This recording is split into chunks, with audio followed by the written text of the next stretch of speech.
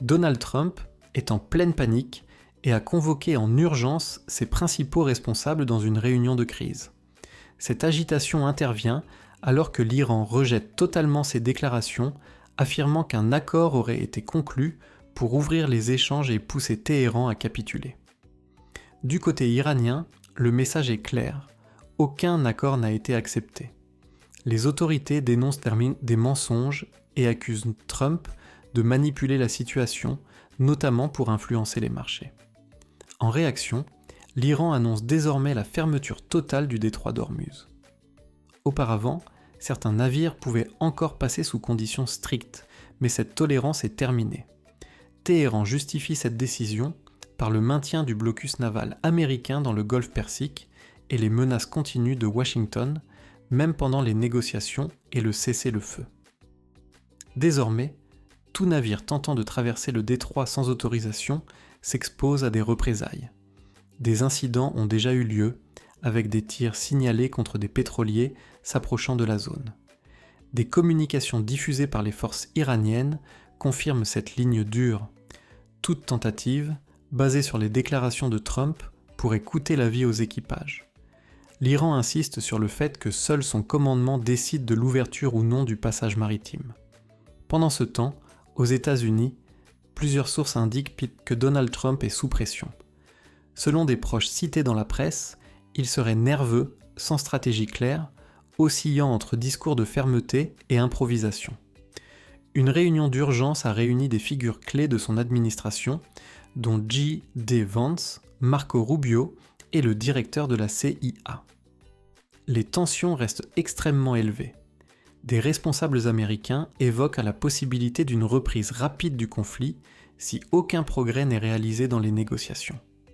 Une escalade semble de plus en plus probable au Moyen-Orient. Malgré cela, Trump continue de communiquer publiquement en affichant une posture confiante, notamment en réaffirmant le soutien des États-Unis à Israël. En parallèle, il tente aussi de détourner l'attention avec des interventions médiatiques inhabituelles, notamment une conférence de presse avec Joe Rogan. Mais pour beaucoup d'observateurs, ces prises de parole contrastent fortement avec la réalité sur le terrain. Entre déclarations contradictoires, annonces non suivies d'effets et accusations de désinformation, la situation reste confuse et explosive.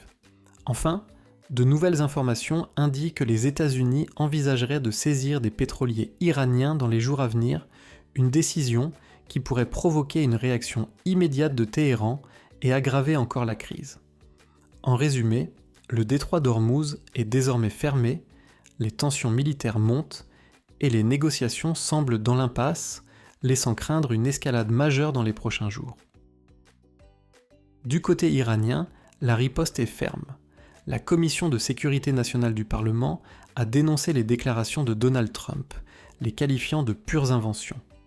Selon elle, parler d'un accord sur la livraison d'uranium, la réouverture totale du détroit d'Ormuz ou encore l'arrêt de l'enrichissement n'est rien d'autre qu'une série de mensonges destinés à manipuler l'opinion. Le président du Parlement iranien, Mohammad Bagher Ghalibaf, a lui aussi pris la parole lors d'une grande interview télévisée. Il a rappelé que le détroit d'Ormuz est sous contrôle total de l'Iran et que toute tentative américaine de perturber cet équilibre est considérée comme une violation du cessez-le-feu. Il affirme que si la circulation maritime existe encore aujourd'hui, c'est uniquement parce que l'Iran le permet. Mais si les États-Unis maintiennent leur blocus, Téhéran restreindra encore davantage l'accès. Le ton est clair.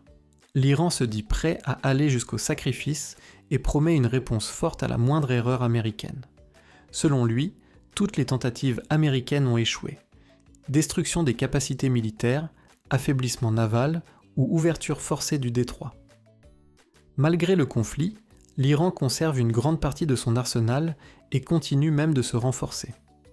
Les renseignements américains estiment d'ailleurs que Téhéran possède encore une part importante de ses drones et de ses lanceurs de missiles et qu'il profite du cessez-le-feu pour se réorganiser rapidement. Une analyse d'un ancien expert du Moyen-Orient apporte un éclairage important. L'Iran ne cherche pas forcément à prolonger la guerre, mais il est prêt à endurer plus de souffrances que ses adversaires. En clair, les menaces militaires ne suffiront pas à le faire céder. l'Iran reste solidement accroché à ses lignes rouges, contrôle du détroit d'Ormuz, maintien de son programme de missiles, poursuite de l'enrichissement d'uranium et soutien à ses alliés régionaux. Ces points sont non négociables et ne changeront pas, peu importe la pression. Pire encore, les pressions américaines, notamment le blocus maritime, risquent davantage de provoquer une confrontation directe que d'amener une capitulation. Toute escalade, même limitée, pourrait déclencher des représailles massives, notamment sur les infrastructures énergétiques dans le Golfe. Sans changement de régime, un scénario extrêmement lourd et incertain, il est peu probable que la stratégie iranienne évolue. Au contraire, la guerre a renforcé le pouvoir des factions les plus dures, rendant tout compromis encore plus difficile. En résumé, l'Iran ne cédera pas sous la pression, et sans accord, la trajectoire semble claire. Une escalade progressive vers un conflit plus large. Les menaces et les tensions actuelles ne font qu'aggraver la situation au lieu de la résoudre.